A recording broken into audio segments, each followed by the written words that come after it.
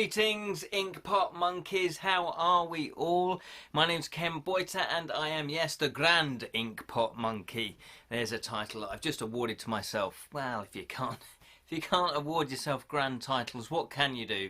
Talking of grand titles, this is a terrible segue. We are reviewing The Wheel of Time. That's a grand title, isn't it? The Wheel of Time. It evokes something ethereal, something more than just the everyday. And that's because, yes, this is The Wheel of Time, a series of 14 books by Robert Jordan. These are epic or high fantasy books. And normally in that sort of thing, it's good versus evil. It's bigger issues than just everyday today worries and concerns. Not that there aren't that as well. So that's why these are big chunky books. Now, if you don't know the story of Wheel of Time, like myself, I am new to this series. I hadn't read the books before, but I am, and I've been a bit slack. I am still on 680 of book one. There's 770 pages, I believe. So I've got about 90 pages to go. But I have cracked into the Wheel of Time Amazon Prime TV show. Yes, I started to watch that after I had started to read the book. And you'll be pleased to know I have already got book 2, The Wheel of Time, The Great Hunt. And I'm slightly disappointed with the cover. I don't know if you're like me, if you like books, you love books. I didn't want the Amazon, I don't want Amazon Prime all over it. And I specifically, thank you Amazon, picked a, I thought I was ordering the next one in this series, this type of cover. It was fraud. They had an image of the book 2, but this type of cover, and then they send me that. Come on. So, any suggestions of what I could do to cover this? I might paint over it, because I don't want Amazon plastered all over. Such an epic story. Anyway, enough about that. If you're like me, though, that you haven't read the books, and you're just pretty much diving in with the TV series, how are you enjoying it? I am actually enjoying it. And it's always that interesting concept of if you love and have read the books, especially if you've read them, because these were published in 1990, or the first one was anyway. And if you are a big avid fan, is it living up to your expectations? Or are you pretty disappointed with the adaptation? Now, I haven't been clouded by the fact that I'm, a very, avid fan. I'm coming at this as somebody who is enjoying the book. I am thoroughly enjoying the book. And I've noticed as well, there are certain things that I think, it would be disappointing that they don't put into the TV series. But there are some things that I'm cool with, that I'm okay with. So things like people's clothing, unless it's specifically, an actual thing that really needs to show, then I'm sort of okay with that kind of thing. I know that there's a character that's coming up in episode 3. This is episode 3 that we're reviewing. And I think I've seen on the social media, people sort of going, oh yeah, but what happened to this clothing? What, certain cloak. And I'm kind of like, yeah, that's a fair point. But my main concern whenever I watch a TV show and whenever I read a book is plot and characters and plot. Those are the things that I'm going to be investing in. Those are the things that I'm going to be interested in. And yes, it's nice when you've got lovely, beautiful descriptions of what they're wearing or what they're eating or things like that. That's great, but it still has to serve the plot and the characters. Now, you might argue, something like Doctor Who, the costume is very important. The clothes are very important because that's kind of certainly part of the identity of Doctor Who. And I would agree with you in that. There are certain things, in fantasy as well. There's certain archetypes, certain characters that you kind of expect them to look like a rogue. You expect a rogue to look a certain way, a warrior to look, dress and have certain clothing on. So it's one of those things where there's certain things I can let slide. Other things I'm like, no, you really need to sort that out and actually do a good adaptation of that. So the long and the short of it is, did I enjoy episode 3? Yes, I did. I'm still enjoying it. They are pretty much still following book 1. I believe series 1 I think follows book 1 and book 2, or a little bit of book 2 as well. But I don't know because I've not cracked this bad boy open yet, and I'm looking forward to that. So I am enjoying the books. And so far nothing's really annoyed me in the adaptation, because there's always that worry that they're going to mess it up. So far, for me anyway, I'm okay with it. So I have enjoyed it. I think the story, you know, as I say, the story's good. They followed it. We are in Lord of the Rings territory. Let's be honest here. There's a lot of similarities in the book to Lord of the Rings, but then I think back in the 90s, publishers were looking for the next big Lord of the Rings. So they were very much commissioning or looking for, you know, authors that were writing, you know, very influenced Lord of the Rings-esque type books. And so really Amazon do want this to be as big as Lord of the Rings. I don't know if it will be as big as Lord of the Rings. I don't think it is. I haven't looked at the ratings. That's something that I will be doing hopefully in the next episode when I review that. But that's if I remember. But I should remember anyway. But I think the ratings have been good. Because but again, this is from Amazon. I've seen sort of things on social media where they've sort of said the highest, you know, debut episode watched for a new series. And that's fair enough. I mean, Amazon Prime have a lot of TV shows, so that's pretty impressive. So episode 3 then, yes, from now on in, we're going to do spoilers. Apart from, I will just say, as I say, everything I'm enjoying about this, it seems to work. They're following the plot, the story, the characters, the acting. Sometimes the acting could be better, but it is, you know, on the whole, it's good, solid acting. And what else was I going to say? Oh, yes, and then one of the main characters, Rand. I'm not sure if it's the actor playing it or if it's just the way that the script has been written, but I'm not warming to Rand as much as I did in the book. So that's an interesting choice of actor, or choice of the way they're portraying that one of them. Well, in the book, really, Rand is the main character.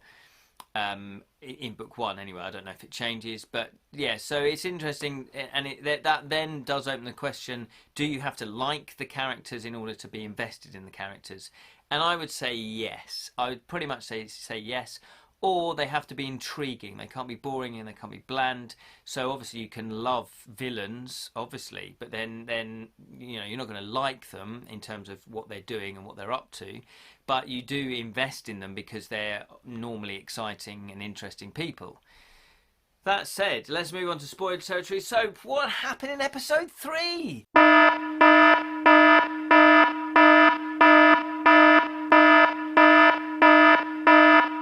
Now, it's been a while since I've watched it because I got waylaid with other things. Yes, I do creative writing myself. I'm in the middle of writing a novel. I'm also developing a tile laying game, a card game. Well, it's like a board game, basically. I'm designing a board game with a friend of mine, and so we're developing that. So I've got a bit waylaid with that. So these other projects tend to sort of, you know, I have to juggle my time. The other thing I'm doing is I am actually doing some painting and drawing, so I do drawings as well, and I'm doing sort of like D&D type maps but on canvas. So as you can see, it's a little bit shiny because I've just done some painting as well. I'm just layering up that. So that is going to be a lone cabin in the woods. Anyway, enough about that. So previously, what happened? Yes, it does open up where it left off on episode 2. There's oh yeah, if you're new to watching these, I can't pronounce characters' names, so you know, it's a slight problem of me. I've struggled. I do struggle with names that I have never heard before. And obviously, when you read something, you're like, well, is that how you pronounce it? Is that how you pronounce it? So I just don't necessarily pronounce it in my head. I just read the word. If you see what I mean, I just recognise the word. Anywho, she Nevware is holding a sword at Lan's throat, threatening him to take her to Rand and the others. So obviously, if you've been watching episode 1 and episode 2, or if you read the book, you'll know what I'm talking about. Newen is a wise woman. We thought she'd been killed, so it does do a flashback. We thought she'd been killed when the Trollocs attacked the village. Turns out she's alive. What? Twist. Oh yeah. And that's before the opening credits. She actually just gets dragged out by the Trolloc. The Trolloc gets distracted by another Trolloc eating some guts of another Trolloc. She then sees a chance And then she manages to have a little scuffle with the Trolloc, and she kills the Trolloc and runs away. She runs off into the forest, into the woods, and I think she's pursued as well. As I say, I'm just reading my notes here. Oh yeah, she is pursued. This is it. It's quite exciting actually. She gets pursued by a Trolloc, and the Trollocs are basically orcs. You know, they're big sort of creature beasts type. You know, horrible, roary things. And that's not their name. They're not Rory. Rory, hello, my name's Rory the Trolloc. Yeah, so she gets chased off and she goes back into her cave. So the Wisdom are like an ancient order, I think, of like magic users. They can tap into the one power. But there's, and they have a big cave where there's a pond, there's like a lake in it. And she manages to slip into there and hide up against like the bank. The Trolloc he's looking for her can't see her because she's right tucked up against the bank. And then she goes underwater. The Trolloc starts spearing, thinking, ha-ha, that she's hiding in the water, starts spearing it, and then she just manages to come out and kill him. So she manages to kill him. It's very clever. I did enjoy that scene. I thought it was, it was nice. It was believable because obviously, being a female, this isn't sexist. Being a female, she wasn't as strong. I mean, I probably wouldn't be able to fight a Trolloc. So maybe it's not necessarily to do with gender. Let me look at that again. Her size probably is the reason why, if she was going to try and fight a Trolloc, because these are big creatures, her size was the reason why, if she couldn't really tackle a Trolloc, and expect to win in hand-to-hand combat. If she had a sword, she might be able to do some damage, definitely, and it depends on how good she is at swordplay. I don't know too much about the wise women's powers yet, about the magic. They've not really revealed too much about that, so that's an interesting aspect to look at as well. But so it's very believable. It's like, well, she uses her cunning. She's an intelligent woman. She uses her cunning to get out of the situation, and then bides her time, and then sees a chance, and then goes for it. So I thought it was very believable in terms of how she actually overcame that. Then we have the opening credits, and as I mentioned before in episode 2, I love the opening credits. They're very beautiful, very textured. They're very, it just sets the scene for what they're trying to achieve here. And then we are back to Neve, the wise woman, who is threatening Lan. Now, Lan is a warrior. He's like a protector. He's a warder, and he is traveling with an Aes Sedai. I can't pronounce the name properly. And she is she's one of the orders. They're a group of magic users as well, but they tend to use their magic quite freely. But it does have a cost. It does affect their health. So Morianne, she is the person that Lan is trying to protect, and she's quite weak at this stage because she's used quite a lot of magic already. And Neve, the one holding the sword against Lan's throat, is demanding, where is Rand? Because Rand and the others, Matt and Erwin and Perrin, they left with the magic user and Lan, and they said, right, we need to get you out of here. One of you is the Dragonborn, and so we want to take you to this city. But of course it all goes a bit wrong. They get attacked, and so they had to flee. Now, Morianne, she's got a wound on her shoulder, so she offers to heal, but Morianne can't heal herself, but the Nerem, who is another wise woman, she offers to heal her, but she refuses, and Lan then manages to best her and get the sword off of Neve and actually tie her up. So the tables are turned. Rand, but obviously it's quite clever because it's they're actually all on the same side. But they just don't know it at that point. So it's quite exciting to think, hang on, you don't want to be killing her because they're trying to help Rand, but at that point she doesn't really know. And the Aes Sedai, the group of women that can tap into the one power. They're a bit, the people's reactions to them are mixed. They're not well loved everywhere. Sometimes they are, sometimes they're not. They're seen with a bit of suspicion as well. So we have that, and she then gets tied up.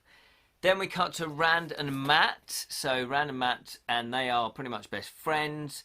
they travel across the land. So all they've been split up now. So we're going to get different subplots. And of course, if you're a writer, that's what you have to do. You can't, if you've got a group of people, 6 people, it gets a bit boring if they're all just traveling, in the same direction and they're just going to the same thing and they all want the same objective. Now they've been split up, again, like Lord of the Rings, the Fellowship was split up, and then now we're going to get the subplots. So, Random Matt, they travel across the land, they end up in a small town, they've got enough money for food, but they haven't got a lot of money, and they haven't really got enough money to pay to stay in an inn overnight. In the tavern, and if you love medieval type of settings, the tavern is a fantastic setting. I've made up lots of taverns in my writing. I love kind of setting stuff in taverns. And if you play Dungeons and Dragons or any role-playing game, it's obviously you're in a tavern.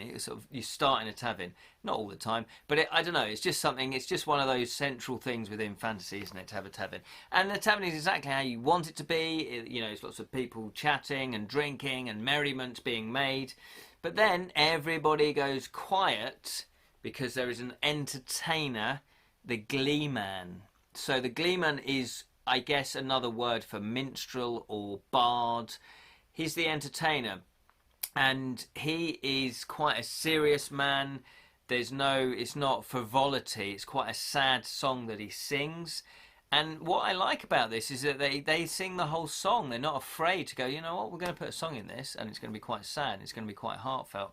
And the acting is brilliant. The way that it's sung is brilliant. And it just really creates that atmosphere. It really changes the atmosphere from, everyone's having fun and enjoying themselves. And then he starts singing, and everybody listens, and then the mood changes. So it's beautifully done. Really, really enjoyed that bit. Now, Random Matt, they're actually trying to get to where the Morianne was going to take them, which was the White Tower in a certain city. So, and that's quite many miles away. So they're blown away by that, and then that was it. There's a bit of beef goes down because they haven't really got any money to tip the Glee Man, because he goes round with the hat and they sort of go, oh, I haven't got that much. So he's a bit annoyed by them. But in the end, they sort of say, well, they've not got, anything really to give. But the Glee Man sees their coin purse and just grabs it. He takes their money. So, fair enough. I guess it's tradition to always make sure you've got some money for the Glee Man. Then we cut to Perrin and Erwin. Now, they are travelling across a barren land.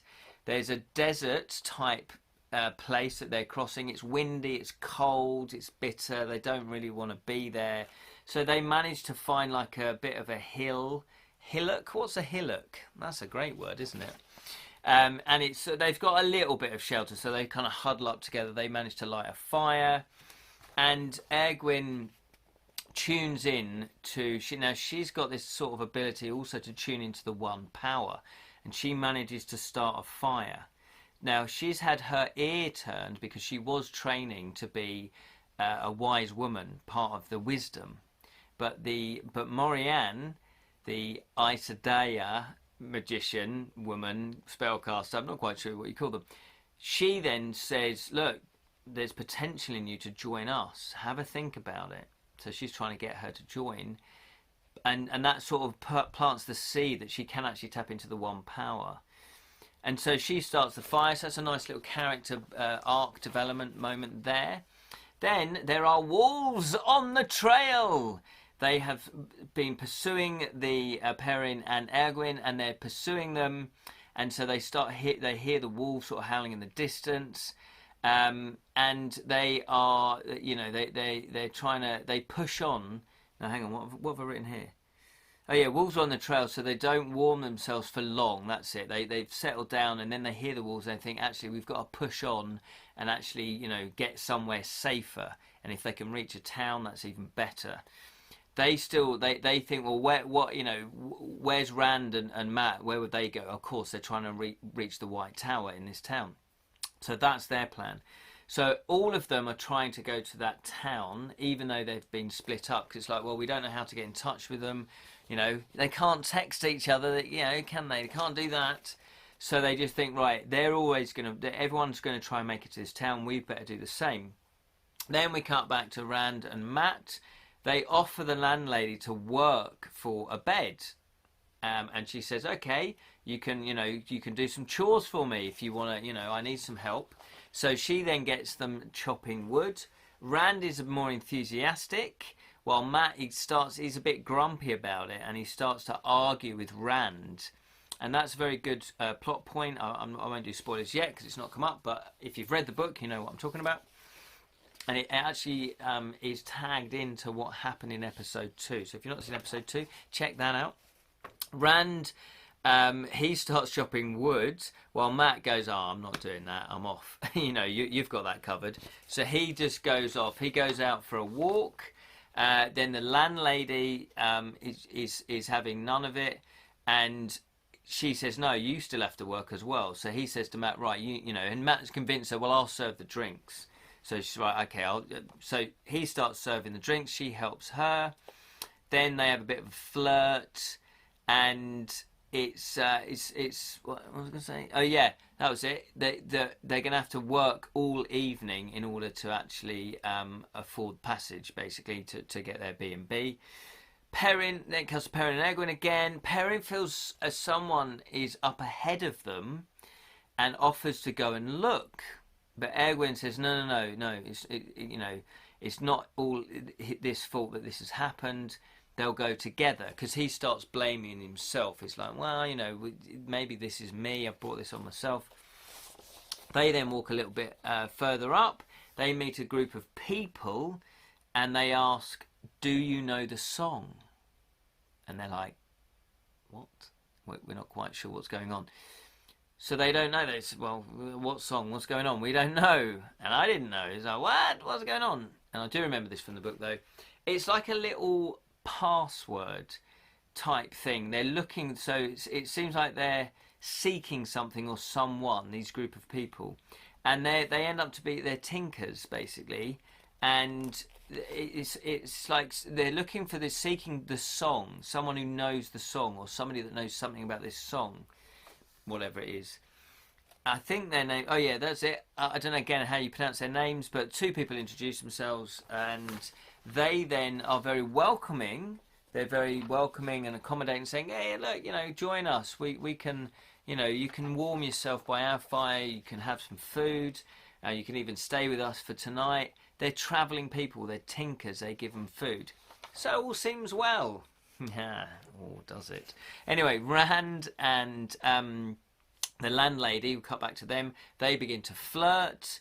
There's a bit of flirting going on, and Rand makes sure that she knows him and Matt are they're not together romantically. That was it. That was an interesting point. She kind of just no, we're not together like that. No, of course not.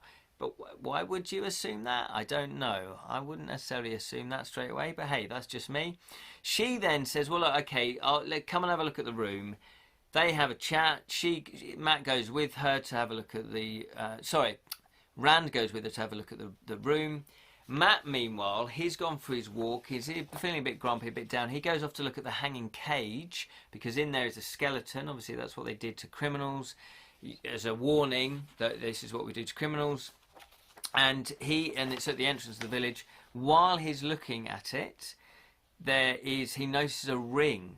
He notices a ring on the skeleton. He thinks, I know, that's going to be quite valuable. Now, Matt is a bit cheeky, he's a bit mischievous, he's always looking for money. And he's like thinking, I'm going to steal it. But the Glee Man stops him. He's obviously out for a little walk as well. And he says, I knew the person that's the skeleton. I knew him. And he explains that he was murdered by cowards. And he asks Matt what he is doing, what's he doing near the skeleton. And Matt is honest. And he said, well, I was going to loot the corpse. So at least he's honest about it. And the Glee Man has sympathy. And there's a quote here. It says, we've all had desperate moments. And I thought, yeah, that's very sympathetic. And he actually kind of lets him take the ring. Because it's like, well, even though he knew him, the skeleton's dead. He doesn't really need the ring. And so Matt then takes the ring. Take for the dead The least you can do is bury them. So, take from the dead, the least you can do is bury them. So he lets him take it, then he says, right, but now we've got to bury the body. So they go off to bury the body. Show a bit of respect for them. The landlady and Rand, they chat and have a drink. It seems to be going well, flirting. She asks, if he's going with Matt, in terms of they're going to be travelling, on to wherever they're going. He says they're going to go east, but he's not very specific because he's still got to be a bit cagey. He can't really trust anyone too much. She makes an attempt to kiss him. Cheeky. He backs off and says, no, whoa. I'm interested in someone else. And, she apologises for coming on too strong and says what was it? What have I put it? Says it was her hair. Oh, that was it. Says it was her hair. She shouldn't have braided it as it's too much like Erwin. What? She mentions Erwin. Now, he hadn't mentioned it to her. And so he's thinking, how do you know about her? And Erwin is the one that he fancies, he's got a crush on. And she so she's made a mistake. He questions her. How do you know about that? And then she attacks him. She actually attacks him. She locks the door first and then attacks him. And explains that it's ironwood and that nobody could break it open. Not even the strongest of men could break it open. And so he tries to break the door down. He tries to break it. She's just standing there watching him, thinking, well, you're not going to get out. You're mine now. And then he does eventually break it.